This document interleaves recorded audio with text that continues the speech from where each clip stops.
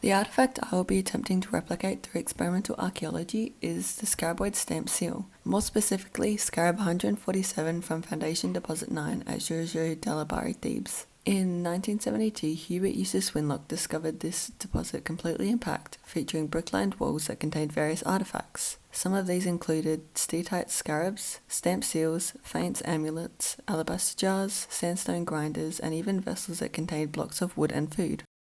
Through the process of experimental archaeology, I was hoping to gauge a better understanding of not only how such detail was put into these seals, but how clear impressions were made as a result. Were any particular skills needed to craft one? Were they relatively quick to make? Before beginning the experiment, I made sure to wear eye protection and a mask as a standard safety precaution to avoid the inhalation of materials or materials getting in my eyes. Whilst majority of the steatite used in ancient Egypt was sourced from mines or quarries in the central and southern areas of the East Desert, the rock I'll be using to create my replica artifact was actually purchased online from Art Supplies Castlemaine. The steatite rock is irregularly shaped, approximately measuring 16 by 10 by 8 centimeters and 2.5 kilograms in weight. This does lend itself to the authenticity of the experiment, as it is theorized that most seals were actually carved from broken and discarded blocks. However, I did have to chisel the rock down as it was too much material for what I needed.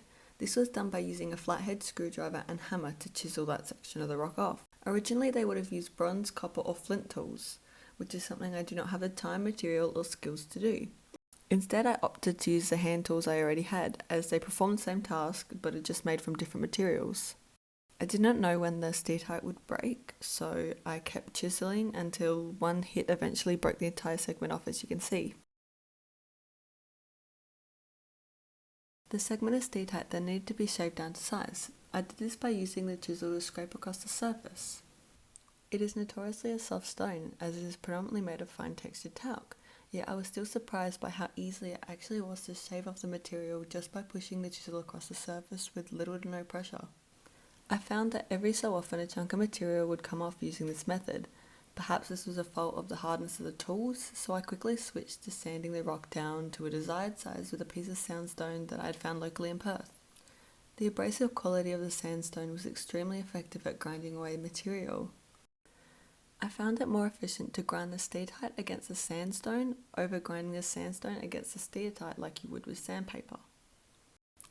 In hindsight, I wish I had experimented with different techniques when sanding, as I only sanded using a one-directional back and forth movement.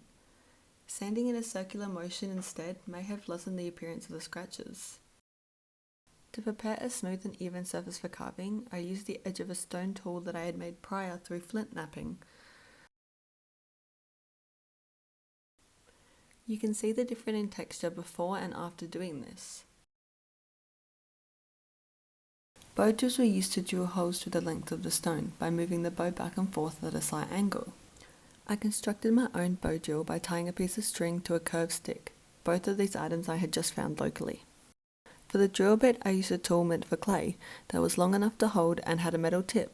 With this tool, I created a small divot to hold the drill in place. To enhance the drilling process, crushed quartz or sand was combined with water and added to the area. I will be using the sand that I've collected from a local beach in Perth and just tap water. I first tried drilling there, which was slow in comparison to drilling with the sand and water as an abrasive agent. I was unsure how the rock was held during this process, so I ended up just using my feet to hold it in place. The overall drilling process took only around 30 minutes, not including intermittently having to brush off all the dust that had built up. During the process I was worried that the hole would come out at an angle, but it actually turned out to be pretty consistent. The carving process was by far the most difficult step, as I was struggling to figure out how to replicate such an intricate design with so little space. I began by carving the scarab into the rounded side of the steatite with a metal tool. There was a bit of difficulty with symmetry and trying to fix the areas in which I had slipped up and scratched it. The softness of the stone also didn't allow for any mistakes, so when cleaning up these mistakes I had to be careful not to shave off too much material, as it is something that I can't rebuild. The precision required to repeat designs prompted me to question if only certain craftsmen made these seals, as the ones found in Deposit 9 at Sorcha were extremely consistent across the board. Engraving the sealing plate wasn't any more difficult, besides trying to fit the entirety of the design into the area. As you can see, I was unable to fit parts of the original design onto mine as I was struggling with space. So I am very intrigued by how they were able to make such intricate designs on this surface. Was it the tools, having more experience in carving, or a better understanding of the materials and techniques? The glaze used to coat steatite seals contained calcium, silica, alkali flux and a pigment, which I will not be using as it requires crushing malachite or copper. Being exposed to malachite or copper crushed is dangerous as contact with skin or inhalation can cause serious health problems. So using a store-bought glaze, I brushed on 3 layers before leaving it to dry completely overnight. I then sent it off to the kiln at Alva to be fired at 800 degrees Celsius for around 24 hours. Unfortunately, it was not possible for me to make my own kiln as I live on UWA property and could not conduct this part safely or legally. After retrieving my steel from firing, I wanted to test the hardness of the stone, as firing should trigger a chemical reaction that results in the steatite hardening. I did this by scraping a metal tool across the surface, and as you can see, this didn't leave any scratches or marks.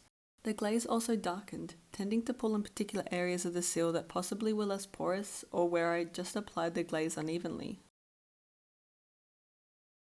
Sealing is a type of relief printing in which a matrix is used to create an impression upon a substrate.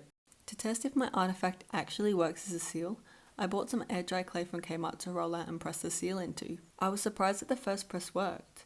I just didn't press down hard enough. So I did 5 more pressing attempts, making sure to press hard enough. I was very excited that the small carvings actually left marks that were not only legible but also consistent. The process of experimental archaeology allowed me to explore the techniques that we used to make steatite seals, understanding the difficulties that came with its production. Now knowing the skills, technology, time and resource it requires to create a working seal provided me with insight to the knowledge, culture and communication of past humans. The seal is pretty durable after being fired, meaning it probably would have been able to be used for a long time without breakage. And firing at 800 degrees Celsius for around 24 hours also worked, consistent with the type of fire and kiln technology that is known of this time. The process taught me that the craftsmen making the seals didn't necessarily need any skills or strengths in particular, as I was able to make one with no prior knowledge in carving or working with steatite. This does, however, exclude the more intricate designs.